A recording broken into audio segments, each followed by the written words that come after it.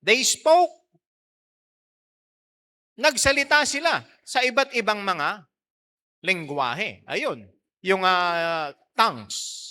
They spoke in tongues. Pero nauunawaan yun. Hindi yun yung tongues ano natin, maririnig natin dun sa mga charismatic na tapos bumubula na yung bibig, ano?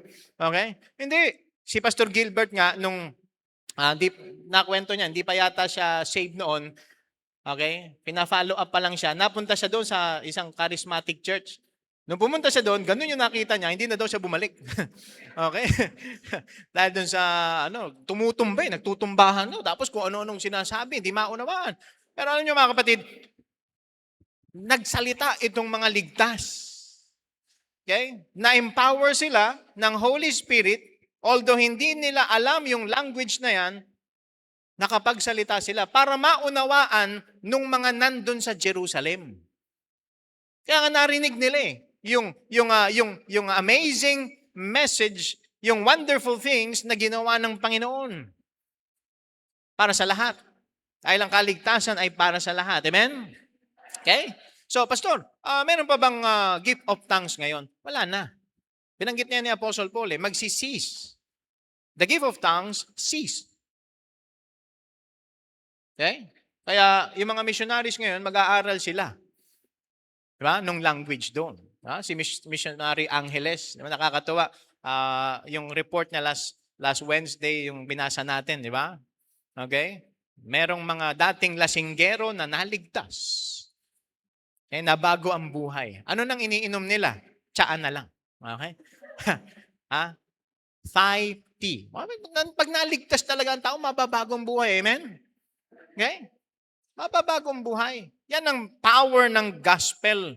So, mga kapatid, pagdating dito sa soul winning, kailangan maging humble tayo, mahal natin ang Panginoon, at magkaroon tayo ng passion para sundin yung utos ng Panginoon sa atin. Hindi tayo susunod lang dahil sinabi ng Panginoon na napipilitan tayo. Hindi. Andun yung pag-ibig. Mahal ko ang Panginoon, susundin ko siya. Kung kasama natin ang Panginoon ngayon, okay? At pagkatapos ng service, lalabas siya para mag-soul winning, sasama ka ba? Ay, may project pa po ako. Ay, may gagawin pa ako sa opisina bukas. Magpapahinga na ako kasi bukas magbabalot pa ako ng maraming item. Di ba? May lakad pa ako bukas. Pero, kung mahal natin ang Panginoon, yung excuses na yan, hindi natin i-entertain. Amen?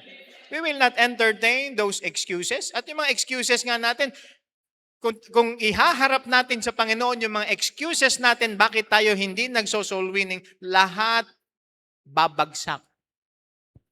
Walang excuse para hindi natin gawin ang soul winning. Amen? Okay? Pag tayo'y humayo, nag-share tayo ng gospel, okay, ang Panginoon, siyang bahala kay Satanas. Huwag mo nang alalahanin si Satanas.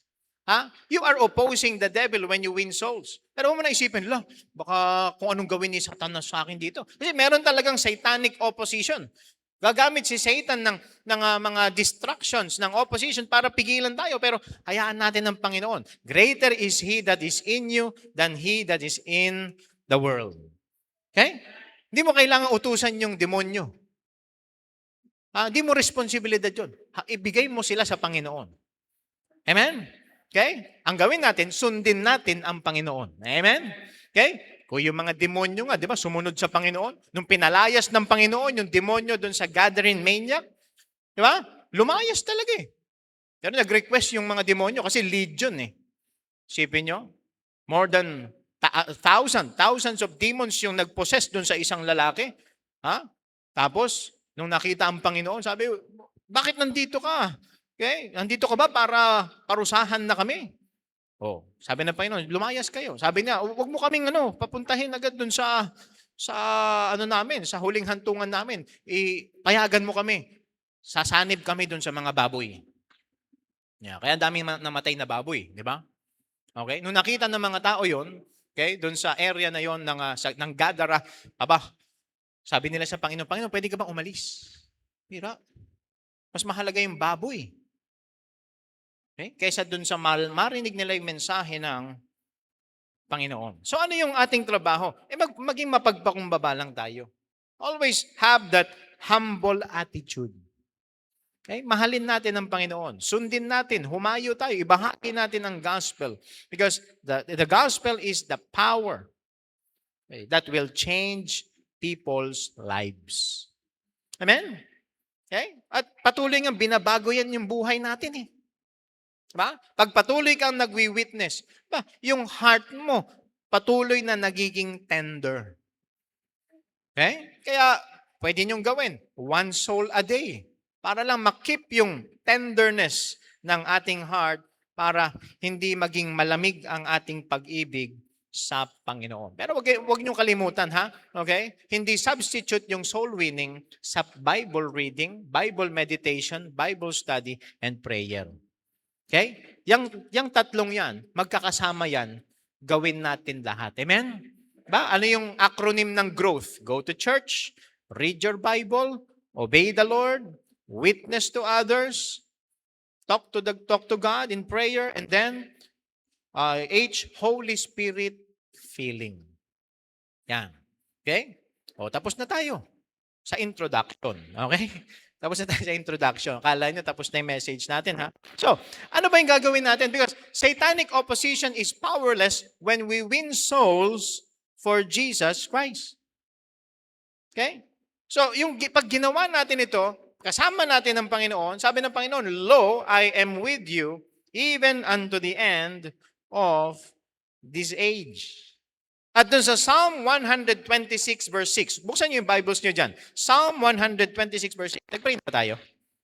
Hindi pa pala, no? Okay? So habang huwag niyo muna hanapin, let's pray. Father God in heaven, hiling po namin na kayo po ay ang mangusap sa amin, kayo po ang kumamon sa amin sa gabing ito. Pagdating po dito sa area ng soul winning. And help us, Lord, to be challenged, to be encouraged na gawin po namin ito. At kung meron man dito na hindi pa niya alam kung paano gawin ito, magsimula na magkaroon siya ng desire at siya gumawa ng paraan para matutunan niya kung paano mag-soul winning. Malaman niya mga dapat niyang sabihin. At siya ay kami magamit upang maging channel of blessing so that people will know the Lord as their Savior. So, dalangin po namin, Panginoon, na kayo po magpala sa mensaheng ito, kayo po maitaas, kayo po maluwalhati. In Jesus' name we pray. Amen. Okay, Psalm 126 verse 6. Psalm 126 verse 6. So, nag-o-oppose ba tayo sa gawa ng kaaway o nagpo-propose tayo kay Satan? Kailangan natin makita, mga kapatid, para maging effective soul winner tayo, okay, meron tayong mga katotohanan na dapat malaman. At mula dito sa Psalm 126 verse 6, basahin natin. Ready, go. He that goeth forth and weepeth, bearing precious seeds, shall doubtless come again with rejoicing, bringing his sheaves with him. Posible para sa isang Kristiyano na maunawaan niya lahat ng rason bakit kailangan mag-witness. Posible na alam ng isang Kristiyano, maniwala siya na mahalaga ang soul winning. Naniniwala ba kayo mahalaga ang soul winning? Okay? Posible na isang Kristiyano, faithful siya na uma-attend sa lahat ng ating services at sa ating mga soul winning church, soul winning schedules. Possible na memorize ng isang Kristiyano ang plan of salvation. Kabisado niya yung Romans Road. Possible na na-convict ang isang Christian, na-convince siya na ang mga laws ay pupunta sa impyerno pero walang gagawin. Possible na alam natin lahat ng bagay nito. Convinced tayo pero wala tayong gagawin patungkol dito. Bakit? Ano yung unang rason? We are not going out, we're not going after souls. Okay? Kahit na alam mo yan, kabisado mo. Lahat ng gospel tracts, di ba? Kabisado mo na yung 10 utos ng Diyos, kabisado mo na yung may nawawalang bata. Okay? Ano ba yon? Ano ang iyong buhay? Tapos merong gospel tracts na, ano pa ba yung mga gospel tracts natin dyan? Bakit buhay ka pa? Di ba? May napaaway na ba sa inyo nung binigay mo yon? Ako, wala pa namang Wala pa ng mga pagkakataon na napaaway ako. Pero hindi tayo intentional pagdating sa soul winning. Okay? Dapat bukas ang ating mga mata. Makita natin itong mga taong ito sa likod ng mga ngiti nila, sa likod ng makita natin, ang saya-saya naman nila eh. Kumakanta pa nga sa video, okay. Di ba? Pero sa likod ng mga yan, merong hopelessness, merong helplessness itong mga taong ito dahil wala pa si Kristo sa kanilang buhay. Okay? So kailangan maging willing tayo, mga kapatid. Kaya yung unang point natin dito, kailangan maging concerned tayo. Letter A, we need to be concerned. Okay? Maging concerned tayo. Isipin natin yung iba na hindi pa nakakakilala sa Panginoon. Mag-isip ka ng isang tao ngayon na alam mo hindi pa siya saved. And be concerned for that person. Isipin mo, kung yung tao na yan, ito ang magiging huling araw niya, ano ang gagawin mo? Okay? Isipin mo, mag-isip ka ng isang tao. Think of a person na malapit sa iyo. Alam mo, hindi pa siya saved. And kung ngayon yung huling araw ng buhay niya, ano ang gagawin mo? Okay? We need to be concerned. Merong reason na may selfishness, mga kapatid. Merong selfishness sa mga Kristiyano. Okay? Pero mga kapatid, kapag tayo ay nagkaroon ng compassion para sa mga lost, mawawala itong selfishness na to at magiging selfless tayo. Hindi natin isipin na pagod na ako eh. Nagpunta na ako sa church kanina, kumanta na ako sa choir, okay na siguro yun. Hindi mga kapatid. Kung ikaw ay sinasabihan ng Panginoon, kausapin mo ang taong ito, kailangan niyang maligtas. Sundin natin. Okay? At meron din tayong problem sa inconsistent belief. Okay? Anong ibig sabihin po nito? Okay? Hindi consistent yung ating belief dun sa sinasabi sa salita ng Diyos. Ano yun? Kulog ba yun? Ha? Ano yun? Okay? Maraming mga believers ngayon, okay? Naniniwala na itong mga lost, wala pa silang kay Kristo, pero hindi sila concerned. Okay? Kailangan makita natin consistent yung ating belief sa sinasabi ng salita ng Diyos. Okay? Hindi natin alam kung sino yung hindi pa nakakakilala sa Panginoon. Kaya tingnan natin, every opportunity na bigay sa atin ng Panginoon, okay? Ibahagi natin. Huwag tayong maging ashamed. Don't be ashamed of telling people about the Lord Jesus Christ. At siguro yung iba, ang rason hindi ko kayang gawin eh. Mahiyain ako. Di ba? Sabi nga nung missionary kanina, Jadiel, no? Introvert siya. Ano yung tinatawag ng Panginoon? Mga introvert. Introvert ka? Baka tawagin ka ng Panginoon. Okay? Si Moses, sabi ni Moses, Lord, uutal-utal ako eh. Ginamit ni Moses yun na dahilan eh.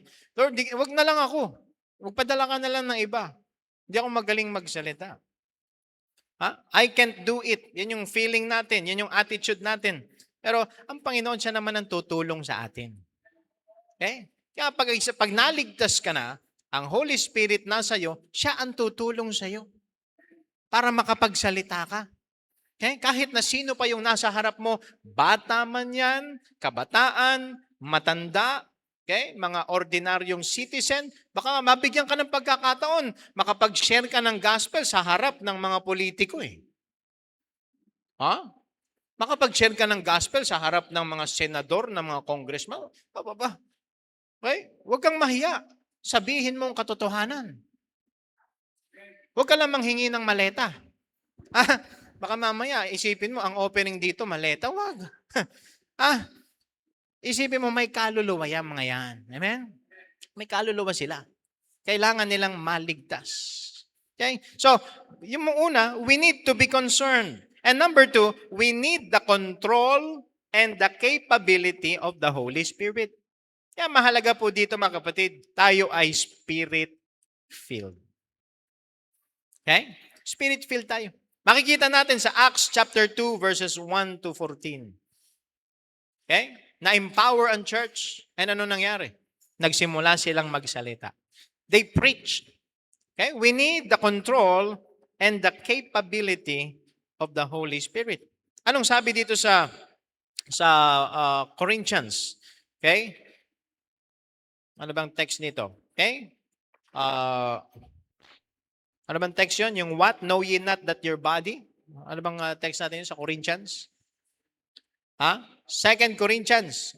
Buksan yung Bibles nyo. First Corinthians. First Corinthians chapter 6. First Corinthians chapter 6. Verse 19. Ano sabi dito mga kapatid? What?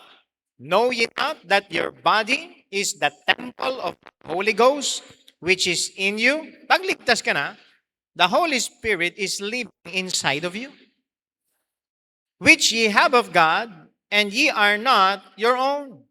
For ye are bought with a price. Binili tayo ng Panginoon. Okay? And yung price ng salvation natin, priceless mga kapatid. Ang buhay ng Panginoon. Therefore, glorify God in your body and in your spirit, which are God's. Okay? So, ang Holy Spirit, siya ang tutulong sa atin. Iniisip natin, Pastor, I'm not a good Christian. Okay? Minsan nilalagay natin good tsaka bad Christian. Parang pag bad Christian, parang, anong tawag doon? Ano ba yung tawag doon? Yung contradictory, no? Meron bang bad Christian? Okay? Christian, follower of Jesus Christ.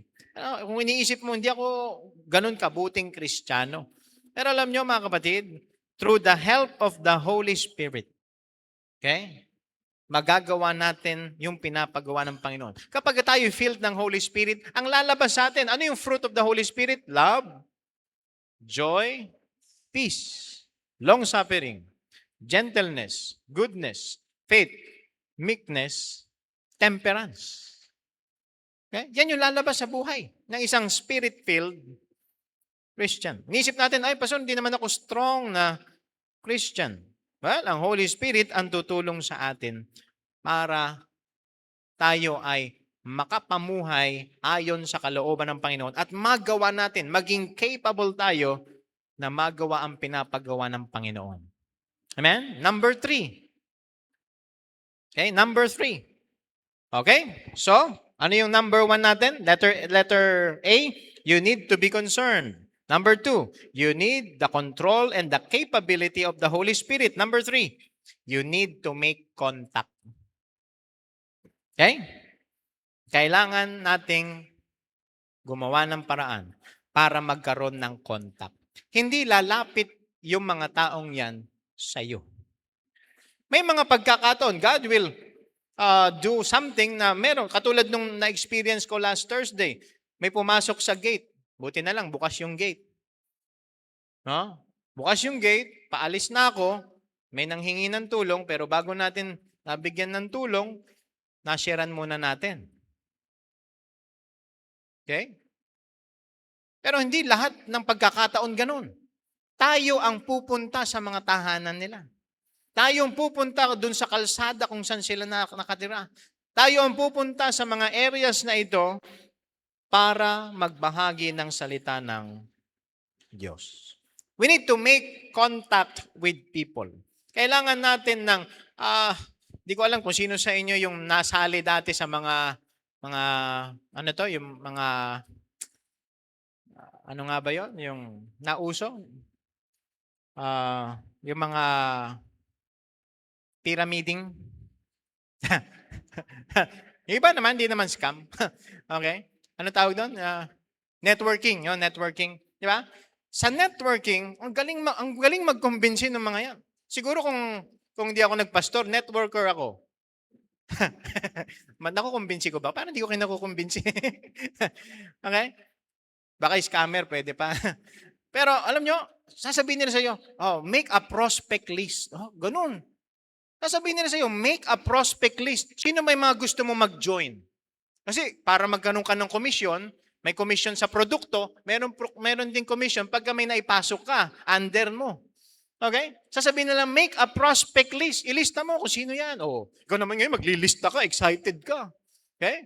Pero mga kapatid, mas excited tayong gumawa ng prospect list pagdating sa soul winning.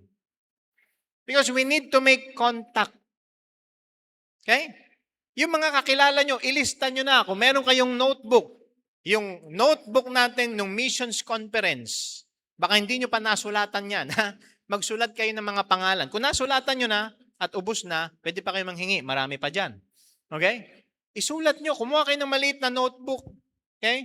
Para imbis na yung listahan ng utang nakalagay doon, no? Listahan ng mga taong bibisitahin mo sa linggo na yan para ma-witnessan. Okay? Make contact. Okay? Yung isang farmer, yung farmer ba, bahala na ba yung kanyang ginagawa? Yung kanyang trabaho? Hindi. Organisado di ba? Merong procedure na ginagawa. So, ganun din sa ating soul winning. Lagyan natin ng kaayusan. Make a prospect list, visit those prospects, and share to them the gospel. Huwag natin sabihin, yung mga tao kasi hindi sila pumupunta sa church. No, tayo dapat ang pumunta. Ang Bethel Baptist Church ang pumupunta sa tahanan ng mga taong ito. Talagang mahirap. May mga pagkakataon, tataguan ka Di ba? Yung iba nga sa inyo, dati nagtatago Di ba? Nagtatago yung iba sa inyo. Pero biyaya ng Panginoon, naturuan kayo. Hindi na kayo nagtatago. Kayo na tinataguan ngayon. Okay? Ganun Ganun talaga. May mga magtatago. Pag nakita nila yung sasakyan, di ba? Nakita nila yung puting van. Hindi naman nangunguha ng bata, pero nag-aalisan. Biglang may gagawin. Di ba? Pero mga kapatid, tuloy lang tayo. Merong mga tatakas, merong mga na-witnessan mo ngayon, next week, hindi mo na mahagilap. Sabi niya, dito yung address niya. Bakit walang nakatira? Okay? Tuloy lang tayo. Kaya nga, yung prospect list, kung wala na ito, okay. Wala na akong magagawa dyan. Hindi na nagpakita sa akin. Punta ka dun sa susunod. Kung wala na yung number 1, number 2. Paano pag wala pa rin number 2? May number 3. Sigurado ko dito, bawat isa sa atin, makakapagsulat kayo ng 100 tao doon sa prospect list na yan ng mawi-witnessan. Okay? Kahit yung mga mahiyain, may kilalang 100 tao. Gawin nyo ngayon, punta kayo sa Facebook nyo. Di ba? Ha? Wala kang maisip? Punta ka sa Facebook mo, punta ka sa friends. Punta ka doon sa mga friends mo na malapit sa iyo. Nabigyan kayo ng idea, no? Punta kayo doon sa Facebook, friends. Sino ba yung mga friends ko dito? So baka yung iba, ang friends, puro Koreano. Diba? Mga Koreano ata ang friends. Pero mga kapatid, we need to make contact. Okay? Hindi ang mga tao ang lalapit palagi sa atin. Tayo ang lalapit sa kanila. Number 4. So after we make contact, we need to communicate. We need to communicate. Tignan nyo yung Psalm 81 verse 10. Psalm 81 verse 10.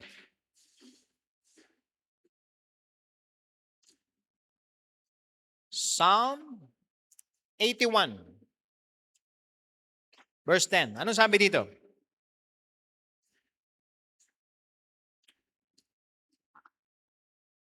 I am the Lord thy God, which brought thee out of the land of Egypt. Pansinin niyo binanggit dun sa last part. Open thy mouth wide, and I will fill it. Sasabihin mo, Panginoon, hindi ko alam ang aking sasabihin. Open thy mouth wide, and the Lord will fill that mouth with words na masasabi mo para malaman ng mga tao ang napakagandang plano ng Diyos para sa kanila. Okay? Sabi naman ng James, if any of you lack wisdom, let him ask of God. Lord, hindi ko alam ang sasabihin ko. Mahiyain ako. Hindi, yung pagka nagsalita ako, yung thoughts ko hindi maayos. Ganyan din ako minsan Di ba? Kanina umaga nga lang Di ba? Nawala na ako dun sa trail of thoughts ko. Naging trail of blood na. Di ba? Okay? Pero, yan. Kung ano yung mayroon tayo, ipagamit natin sa Panginoon. Kung ano yung kakulangan natin, ang Panginoon ang magpupuno. Okay pa? Andiyan pa kayo? Okay? We need to communicate. Jeremiah 1:9. Jeremiah 1:9. Iisip natin, ay, wala akong masasabi. Meron kang masasabi. You are a witness. Di ba? Okay? You are a witness. Meron kang masasabi. Oh, ano ba sasabihin ng witness? Yung nakita niya, yung kanyang narinig. Ano nalaman mo? Oh, lahat ay nagkasala. Ang kasalanan may kabayaran. Pero si Kristo ang nagbayad. Siya ang tagapagligtas. At kung sino man ang sasampalataya sa Kanya, maliligtas. Yun. That is the simple plan of salvation. Yan yung dapat marinig ng mga tao. At hindi naman natin trabaho na i-convince sila na tayo ang mag-convict sa kanila dahil trabaho ng Holy Spirit yun. Okay pa kayo? Kaya huwag niyo isipin na ang hirap.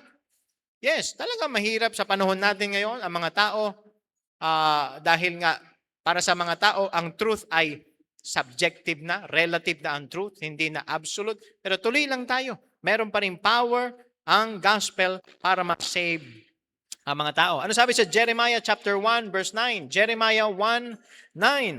Then the Lord put forth his hand and touched my mouth, and the Lord said unto me, Behold, I have put my words in thy mouth. Mga kapatid, ang Panginoon, siya magbibigay sa atin ng mga bagay na kailangan nating sabihin. Okay? Paglalabas ka para mag-soul winning. Okay? You need to communicate. The Holy Spirit will enable you to communicate. Magugulat ka na lang, nasabi ko yun. Diba? Magugulat nga tayo sa iba dito, ba nakakapag-English pala ito? Diba? Okay? Naranasan ko na may wini-witnessan ako, English speaking. Ano pa English din ako? Di ba? Kaya, tutulungan tayo ng Panginoon eh. Tignan nyo pa sa Matthew chapter 10 verse 20. Matthew chapter 10 verse 20. Matthew chapter 10 verse 20. Anong sabi dito? For it is not ye that speak, but the Spirit of your Father which speaketh in you. Ano bang sinasabi natin? Words of life. Words mula sa salita ng Diyos. Yung kailangan nilang malaman para sila'y ma-save.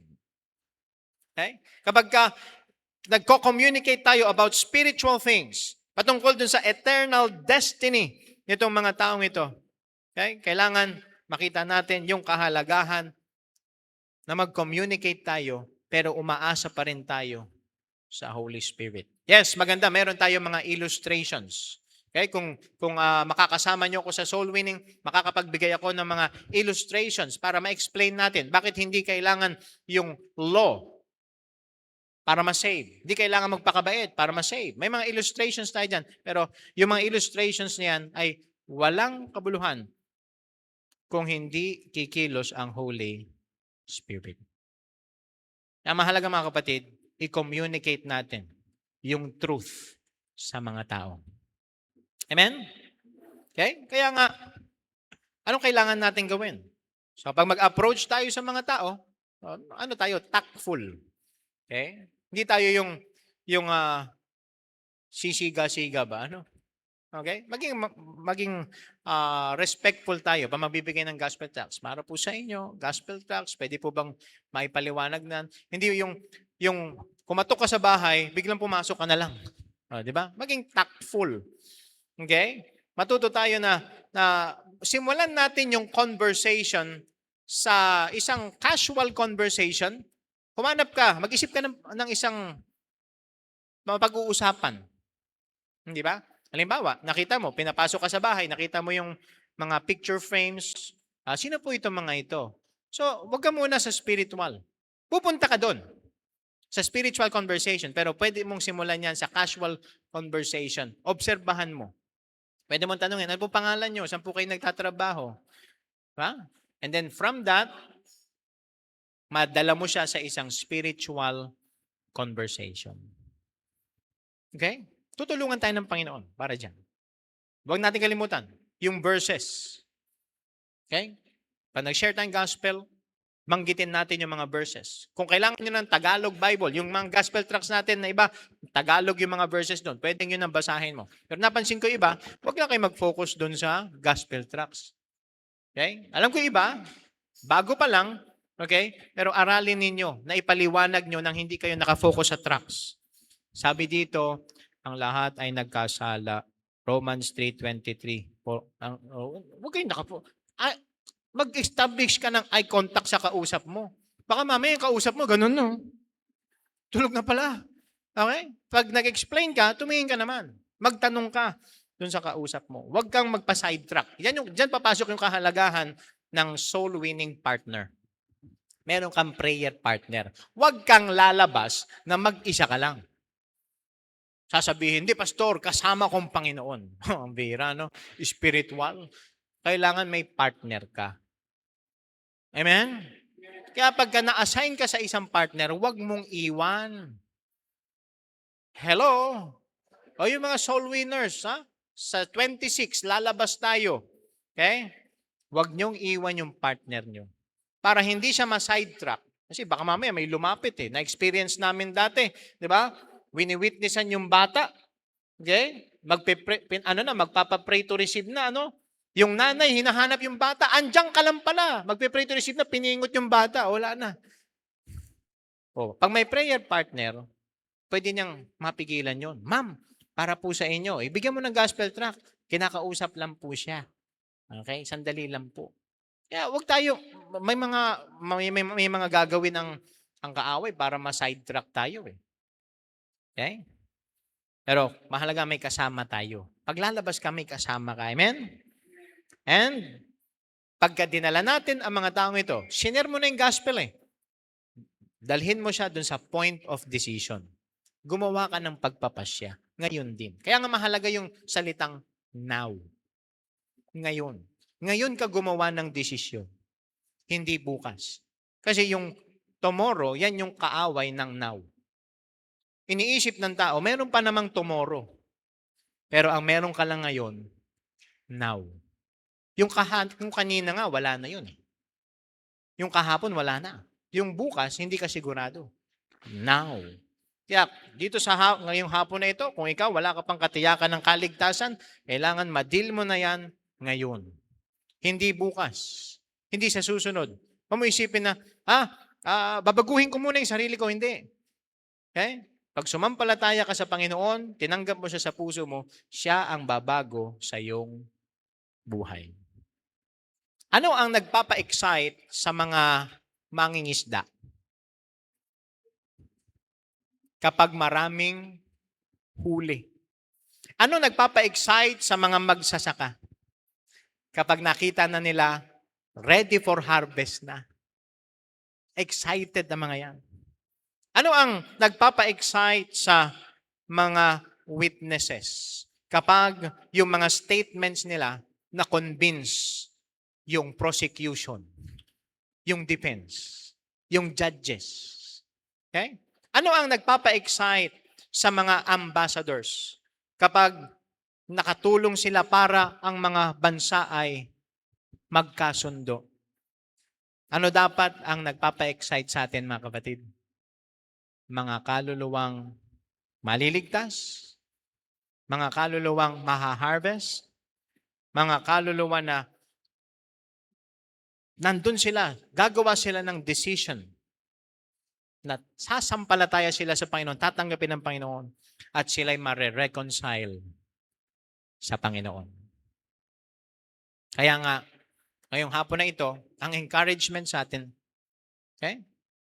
Kasama natin ng Panginoon, nandun yung power. Available ang power. Nasa sa atin lang kung ilalagay natin ito into practice. Okay? Yung mga gamit dito sa building na ito, okay? Kung hindi isi-switch, hindi gagana. Kailangan natin buksan yung spiritual switch. We need the filling of the Holy Spirit. We need the empowering work ng Holy Spirit sa ating mga buhay.